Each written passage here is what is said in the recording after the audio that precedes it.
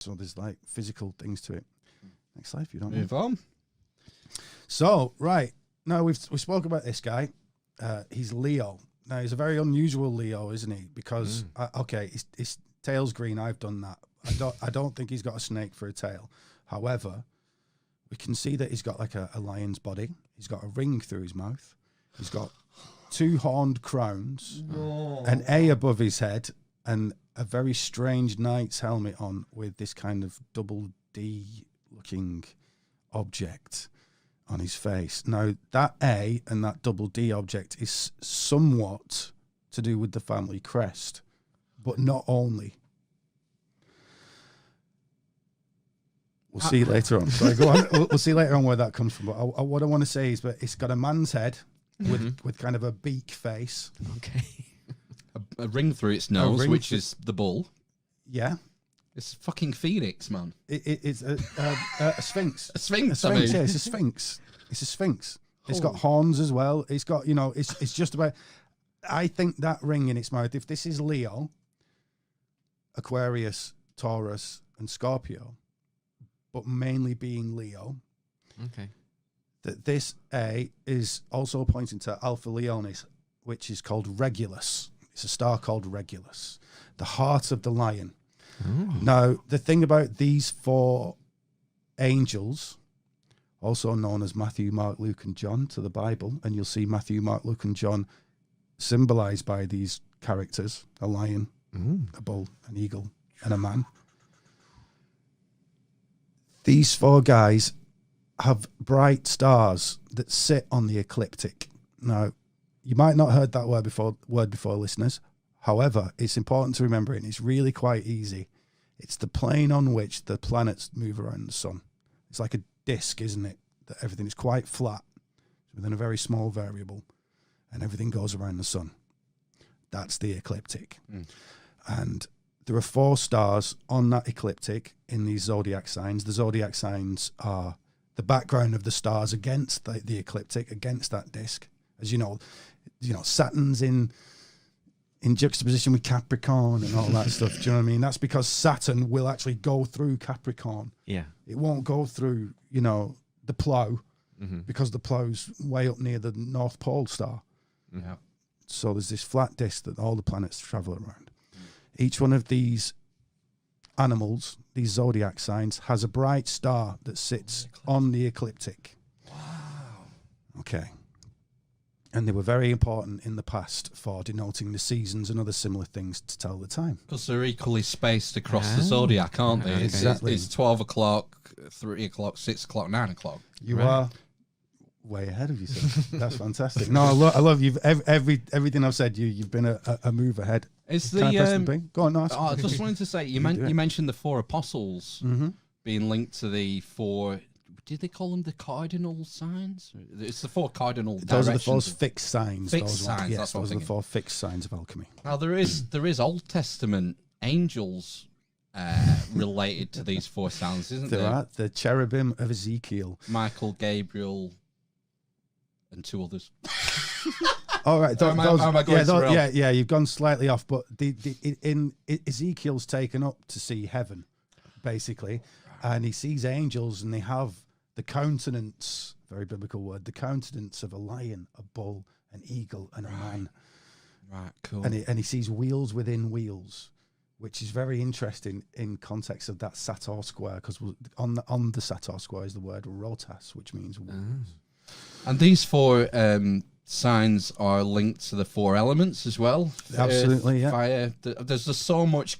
These people maybe who haven't read about this sort of stuff or have not been interested in before, these 4 fixed signs are so symbolically heavyweight, aren't they? Absolutely, There's just, you can just go down rabbit hole after rabbit hole learning these different interconnections and links and meanings of these signs. Yeah, but it's exciting to see them all in this this carving. Yeah. So, I mean, you are absolutely right. That the bull Taurus is earth.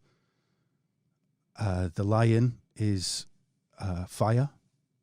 Aquarius is actually an air sign.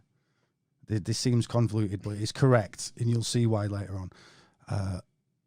Because essentially, Aquarius carries the water. He isn't the water; he's carrying it. And then you got Scorpio represented by the eagle Aquila there at the top, which is a water sign. Scorpios, fixed water. And they are symbolic of the middle of the season. You know, the middle of summer, that sun is roaring hot. You know, it's at its most, especially if you're from a hot country. You go out in the middle of summer, oh my God, no, go back in again. I want winter, please. And the same for every season. Aquarius, the rainy season. And much lauded for its synchronicity with the inundation of the Nile and hence fertility. And, you know, we'll get into these things later though as well. At every point you've been ahead. So it's really good to see that you're so boned up on this. Right, so there's Ezekiel. So we've got Ezekiel there in the top left-hand corner that you were just mentioning with a lion, a bull, an eagle, and a man around him. And he's also got a book on his lap with 7 seals on it. Okay, which is obviously Revelation. The apocalyptic stuff in the Bible. And then above him, you can't quite see because I wasn't thinking about it at the time, but he's got 1, 2, 3, 4, 5, 6, 7 candle lights above him that look quite suspicious in the shape, don't you think? They're like crosses to me. Yeah, well, if you got, they're like little lamps.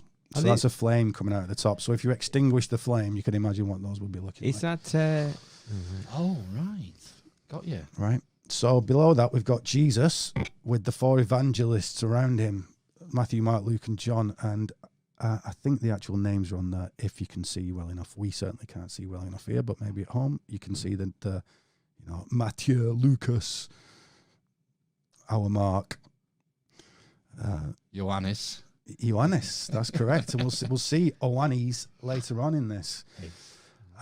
Okay, so we can see there we've got, I mean, everyone heard sometime in August, certainly if you're on Facebook or something like that, all the hippies going, oh, it's Lion's Gate. It's Lion's Gate time, and it's a cleansing of the season and all this lot. Well, the Lion's Gate is because Leo is in opposition to Aquarius, 2 of these stars we've been talking about. And then when you see Leo pop up in the morning, that means that Aquarius is on the opposite side of it. You can see it at night. And that's when the Nile floods. So in Egypt, it was very important to them to have this, you know, this lion symbol. However, we've mentioned the Sphinx. Well, one of the oldest Sphinx is up there from Babylon, current day Iran. And we can see he's got bull's horns, a lion's body, wings of a bird, and a man's face. That is, ladies and gentlemen, a Sphinx. A very old one, but it's a Sphinx. And again, it's this condensation of these 4 points on the zodiac. The lion, the bull, the eagle, and the man. The Sphinx itself down there is just the lion and the man part of that, as far as I can determine. That thing's so beaten up and knackered that you can't derive much from it. Do you know what I mean? I thought it did have wings, didn't it, as well? The Egypt one, am I making that up? I think it's that eroded. Right, and yeah. it's like, has the face been recarved? Yeah. What, you know? I mean, am I the only one who's also in the Babylon one seen a penis on its head? Yeah, it does have a phallic head. Yeah, definitely. Right, okay. And that'll come in. You'll see. The many allusions to the old phallus in this. Thank God. And Just you'll see why. to see that. I know. Well, you know, they always say, when you get these academics that actually don't know what the hell they're talking about, they always say, oh, it's a fertility rite, it's a fertility ritual, it's a fertility this, it's a fertility that. And it's like, it's a big whopper wanger with boobs on it. Yeah. You know, it means something. It's not just about fertility. There's other things going on. We tend to treat people as quite primitive and yes, unsophisticated, and that's the famous one. It's just They didn't have iPhones though, did they? Or did they? Yeah, maybe. Well, there won't be any evidence of them now. The ancients saw it in the opposite direction. They saw that there was a golden age in the past, actually ruled by somebody who will find out, because that is to do with this lecture. But yeah, as we see idiots in the past, they saw the true genius in the past. Now, I can see why, because they're thinking about it in a cosmic scale, and that will too be revealed by this androgyne that we were talking about at the beginning of the podcast. Right. However, what we've said so far is essentially there are these 4 points on the zodiac that denote a cross, and they answer what is known as the riddle of the Sphinx. There is a famous, I think it comes from Greece actually, riddle of the Sphinx that isn't the real riddle but alludes to it. Oedipus. Yes, and that is, he's basically asked to solve this riddle, and it's what walks on 4 legs in the morning, 2 in the afternoon, and 3 in the evening. Well, it's actually talking about the old calendar, right? It's man. The answer's man for everybody out there. You're a kid, a toddler, walking on all 4s. Then you walk on all 1, 2, sometimes stumbling around, but then you get to 3 because you got a walking stick. Yeah. It's really an allusion to the seasons because, like we saw on the swastika style booted Isle of Man symbol before, those are the 3 legs of the year. The ancients didn't always have, depending on where you went to, certainly in Egypt, they had 3 seasons for the majority of time. Right. In Babylon, Sumeria, doesn't look that way. These are their 4 seasons. Right. So if we go to the next slide. So what we now have is this cross, and we have here the answer to what that double-headed key was. There in the center of the frame at the bottom is crossed keys with 2 crucifixes on them, and within the ringlet at the bottom are 4 little nubs. So we're looking at these crosses. Those are the Pope's keys on the Pope's ID. Those are the keys of St. Peter, the keys to heaven. So now we're looking at the heavens, and these are the keys to the cross. So we get, it was mentioned before that there's that's cardinal signs in the zodiac, fixed signs, and then mutable signs. We don't need to worry about the mutables. The fixed signs are the ones we've already discussed, which are these 4 on the zodiac, on this ecliptical plane. And then we have the cross of the equinox, solstice, equinox, winter solstice. And that is Aries for spring, and so on. I'm not going to keep. I'm going to bust everybody's heads open. But are those the ones that are in blue, light blue on the bottom? On left? that, the light blue is what I'm calling the galactic cross, and the ones in red are the sun cross. So if you look to the right of that sun cross, you can see the little ram there for Aries between Gemini and Cancer at the top. You can see another one for the summer solstice. Right. Then the winter solstice beneath that is between Capricorn and Sagittarius, and then Libra and. All right, so they're on the cusp. They're in between exactly, signs. Yeah, exactly. Yeah. And it's literally, on the 21st of April, which is when Aries the Ram comes in. That's the start of spring. Right. Yeah. So and the old New Year. That was the old New Year. Easter time, yeah. Right. When life began, that's when the year doesn't begin just after you've died, kind of thing, which is the winter solstice. It doesn't begin really in January. You can see why they do that, but we're not going to get into that. No, you could spend ages going like why we have Christmas at Christmas, and well, we are going to get into that. Everything you say, we're going to get into that. So this is what I mean. This is the key to all the religions and everything. It really is. So next to that, we've got on the left of those 2 cross keys, we have those 2 cross keys put together in that double key from the pillar, which has the 2 crosses on each of the heads of the key. Oh, yeah. Right. So those are represented by the 2 pillars of masonry, Boaz and Yakin. If you look at the Boaz there with the B on it, it's got the planet Earth at the top, which is this sun cross of the solstice and the equinox.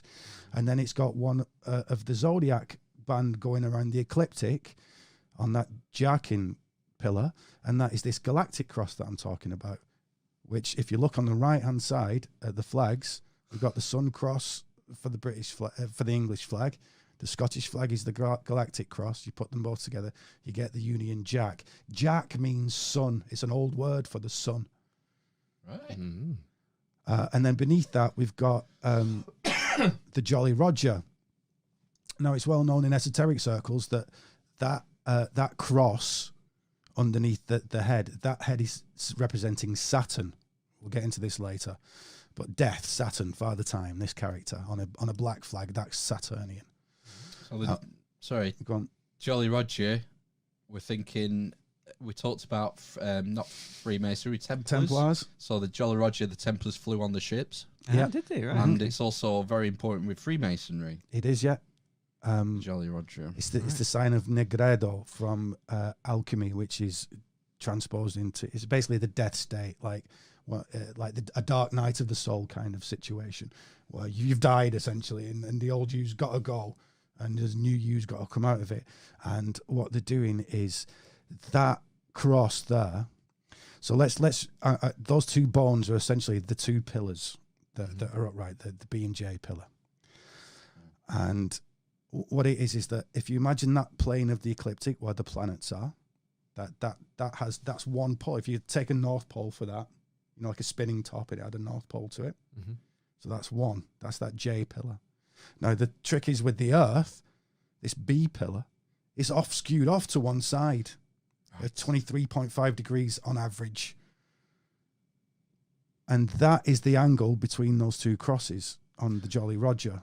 Give over. Right, so what they're really saying is, and is the point of this presentation, is how to get over what they saw was fate. Fate is going through the zodiac as the planets and doing things to them. And what they're doing is, sod all this, let's go and do our own thing. Ryan? Okay. Yes, mate. The people who made that Jolly Roger, yes, back in Templar times or however far back, how did they know that the Earth's wobble was at 23.5 degrees to be able to put that on the sign? Well, Phil, believe it or not, that's something that's going to come later in this thing. It's wild. It's every time I've got something, you're asking the question. Amazing. Right. Synchronicity. Let's carry on. So now we have the four angels, the four symbols around that Wheel of Fortune on the left there, this tarot card. We have the lion, the bull, the eagle, and the man, and then we have this wheel in the middle. And it's the same over and over and over again. It's the same on the Eliphas Levi document. It's the same on other cards in tarot. And I've put that third card on there specifically because it has 14 little flags around the outside, as does mine on these pillars. So this wheel, which does look like a ship's wheel, there are 14 little flags. Oh yeah! Wow. Okay.